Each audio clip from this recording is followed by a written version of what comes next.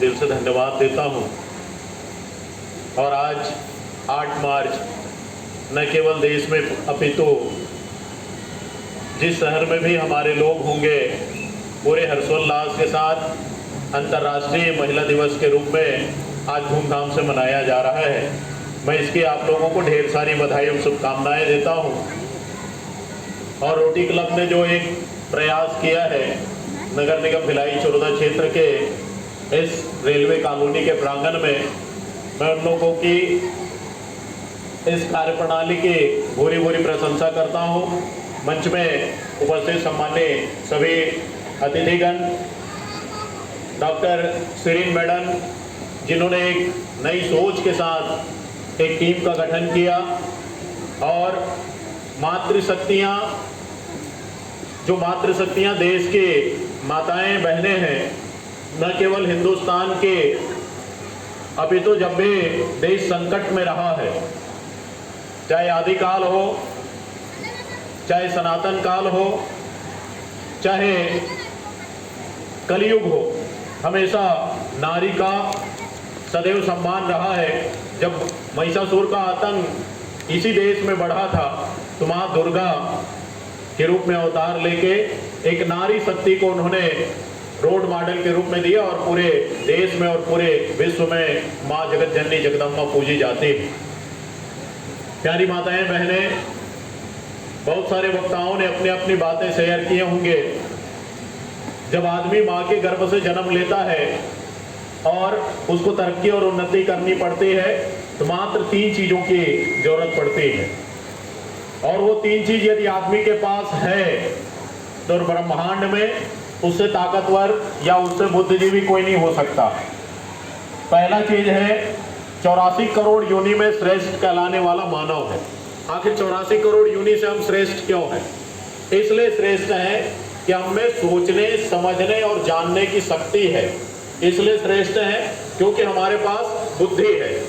आदमी को तरक्की का पहला सीढ़ी कोई पार करना पड़ता है, वो ज्ञान होता है, ज्ञान। और ज्ञान की देने वाली कोई नारी है तो माँ सरस्वती को विद्या की देवी के रूप में पूजा जाता है, जो इंसान के लिए पहले चीज की आवश्यकता है। आदमी के पास जब विद्या आ गया, विद्या आने के बाद उनको ताकत चाहिए। यदि वो निर्बल है, चल नहीं पा रहा है, तो विकलांग होगा, तो बहुत सारी चीजें वो नहीं कर पाएगा। ताकत चाहिए इस दुनिया से लड़ने के लिए, उस ताकत को देने वाली भी कोई देवी है, उसमें भी नारी की ही पूजा की जाती है। माँ जगत जननी जगदम्बा ये शक्ति के रूप में पूजा की जाती है, जिसको इंसान की दूसरी जरूरत होती है। अब हमारे पास बुद्धि आ गया, ताकत आ गया, शक्ति आ गई, और तीसरी चीज, यदि हम कहीं जाएंगे तो हमारे पास पैसा नहीं है तो कोई भी चीज हमको मिलने वाला नहीं है। इसलिए ताकत के बाद हमको जरूरत है पैसे की, और धन के रूप में भी माँ लक्ष्मी की पूजा की जाती है, ये भी एक नारी है। तो आप समझ लीजिए, ब्रह्मांड को गढ़ने में जो योगदान नारियों का है वो निश्चित रूप से ये तीनों नहीं रहेगा, कोई भी दुनिया का व्यक्ति सफल नहीं हो सकता। इसलिए माँ लक्ष्मी की, माँ सरस्वती की और माँ जगत जननी जगदम्बा, ये तीनों की जो पूजा होती है नारी शक्ति के रूप में ही पूजा होती है। दूसरी ओर हम समाज की यदि परिकल्पना करें तो आज हमारी माताओं बहनों को अपनी जो बेटियां हैं वो बेटियां बोझ लगने लगती है। आज एक बेटों के चाहत में कई असंख्य बेटियों की कुर्बानी आज कलयुग में दिया जाता है। किसके चाह में? उस बेटों के चाह में जो बेटे ऐसे होते हैं बहू आने के बाद उन बूढ़े माता पिता को भी छोड़ के चले जाते हैं। ऐसे बेटों के लिए हमारी माताएं असंख्य बेटियों की कुर्बानी दे रहे हैं। लेकिन आज वो दिन है, मैं आज उस दिन में आप लोगों से इतना ही निवेदन करना चाहूंगा, हम अपनी बेटियों के लिए कुछ कर पाए तो निश्चित रूप से कीजिएगा। बेटियों को बोझ समझना बंद कर दीजिए, बेटियों को वरदान मानना आप शुरू कर दीजिए। निश्चित रूप से आपका घर में वो शक्ति, वो ताकत और वो समृद्धि जरूर आएगी। माँ लक्ष्मी के रूप में, माँ सरस्वती के रूप में, माँ दुर्गा के रूप में आप अपनी बेटी को जिस दिन पूजना शुरू कर देंगे, आपकी घर में तरक्की और उन्नति होगी। बेटियों के लिए हमेशा नाज रहता है। चाहे मैं देश की आजादी की बात करूं, झांसी की रानी लक्ष्मीबाई, चाहे देश की उन्नति और विकास की बात करूं, देश की प्रथम प्रधानमंत्री हमारी इंदिरा गांधी जी थी, सरोजिनी नायडू जी थी, ये हमारे रोल मॉडल्स हैं। दूसरी ओर समाज में हमारी बेटियों के साथ जो जनन अपराध किए जा रहे हैं, उसके लिए भी हमको लड़ना है। हम यदि नहीं लड़ेंगे तो हमारी बेटियां सुरक्षित नहीं हो पाएंगी। तो मैं आज के दिन यही आप लोगों से अनुरोध करना चाहूंगा कि हमारी बेटियों का मान सम्मान बना रहे, बेटियों को हम आगे बढ़ाएं। ये नहीं कि हम अपनी बेटियों को सिर्फ चूल्हा चौकी तक सीमित रख दें। हमारी बेटी यदि होनहार है, हमारी बेटी यदि सभ्य है, तो उनको आगे बढ़ने के लिए हम उनको प्लेटफॉर्म दें। साथ ही साथ आज के इस कलयुग में बेटियों से भी मैं अनुरोध करना चाहूंगा। हमारा छत्तीसगढ़, हमारा भारत संस्कार के नाम से जाना जाता है। हम ऐसे संस्कार मान रहे हैं, भारतीय संस्कृति और सभ्यता की तारीफ न केवल भारतवर्ष करता है, अपितु पूरा ब्रह्मांड करता है। मैं हमारी बेटियों से अनुरोध करना चाहूंगा, यदि हम आज सभ्य बनेंगे, हम यदि आज संस्कारित होंगे, तो हमारे साथ हमारा देश का नाम जुड़ेगा, हमारे माता पिता का नाम जुड़ेगा। पाश्चात्य सभ्यता से आप हटिए और भारतीय संस्कृति और सभ्यता को अपनाइए, ताकि होने वाले अत्याचार और दुराचार से हम बच सकें। आज आपको मॉडल बनने की जरूरत नहीं है, आज आपको झांसी की रानी लक्ष्मी बनने की जरूरत है। इसलिए मेरी बेटियों से अनुरोध है कि आप पाश्चात्य सभ्यता में जीना बंद करें। व्हाट्सएप, फेसबुक, ट्विटर ये अच्छे कामों के लिए उपयोग कीजिए, जो हमको संस्कार दे।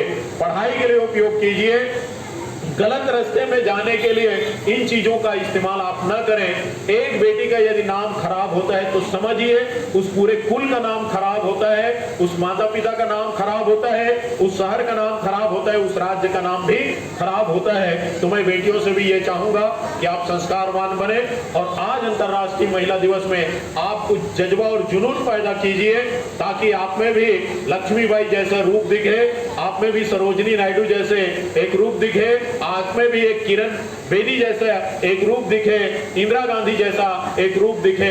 तो यही मेरा आज के दिन में आप लोगों से निवेदन है। मैं दिल से धन्यवाद दूंगा रोटी क्लब को, जिन्होंने एक अच्छा आयोजन किया है। और आप जिस प्लेटफॉर्म से आगे बढ़ रहे हैं, मोटिवेशन कीजिए, महिलाओं को जागरूक कीजिए। संख्या मिले ना मिले वो सेकेंडरी मैटर है, लेकिन गांवों में जाके, शहरों में जाके जो बढ़ती हुई अपराध है, जो बढ़ती हुई जनन अपराध है, जो बलात्कार हो रहे हैं, मर्डर्स हो रहे हैं, जो हमारे बेटियों के साथ अनैतिक कार्य हो रहे हैं, उनमें आप जागरूकता लाइए। जागरूकता लाने के साथ साथ उनमें सेल्फ कॉन्फिडेंस भी लाइए, ताकि हमारी बेटी अपने आप को सुरक्षित महसूस कर सके। ये रोटी क्लब का भी काम होना चाहिए। रही बात मेरी मदद की, रोटी क्लब मुझसे जो भी अपेक्षाएं रखती होंगी समाज के उत्थान और उद्धार के लिए, मैं ये नहीं मानता कि सिर्फ सड़कें बना देना, डोम बना देना, विकास कर देना, नाली बना देना, सड़क बना देना, ये विकास नहीं है। यदि भिलाई चौरौदा की बेटी सुरक्षित है और भिलाई चौरौदा की बेटी कोई IAS IPS बन जाती है, तो ये मेरे शहर के लिए बड़ी गौरव की बात होगी। तो बेटियों के लिए यदि हम कुछ कर पाए तो उनके शिक्षा के लिए काम करें, उनके संस्कार के लिए काम करें और उनको एक नया रोल मॉडल बनाने के लिए काम करें। तो मेरा दिल से धन्यवाद, बहुत बहुत बधाई। और ये लाइन मैं उन बेटियों के लिए समर्पित करना चाहूंगा।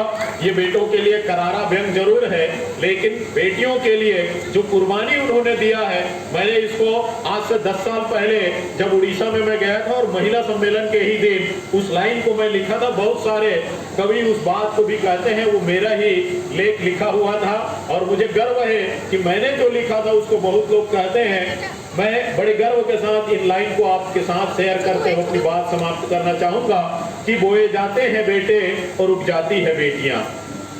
बोए जाते हैं बेटे और उग जाती है बेटियां, हाथ पानी बेटों में और लहराती है बेटियां, एवरेस्ट की ऊंचाइयों तक खेले जाते हैं बेटे पर चढ़ जाती है बेटियां, सुख में स्वप्न दिखाते हैं बेटे पर जीवन के यथार्थ होती है बेटियां, जीवन तो बेटों का है पर मारी जाती है बेटियां, जीवन तो बेटों का है पर मारी जाती है बेटियां, जीवन तो बेटों का है पर मारी जाती है बेटियां। दिल से धन्यवाद, बहुत बहुत बधाई। और रोटरी क्लब को मैं दिल से धन्यवाद करता हूं कि आप बहनों के बीच छोटे भाई को भी आने का आप लोगों ने मौका दिया, इसके लिए आपको मैं दिल से धन्यवाद देता हूं। पुनः अंतर्राष्ट्रीय महिला दिवस के आप लोगों को ढेर सारी बधाई, बहुत बहुत शुभकामनाएं। धन्यवाद। जय छत्तीसगढ़।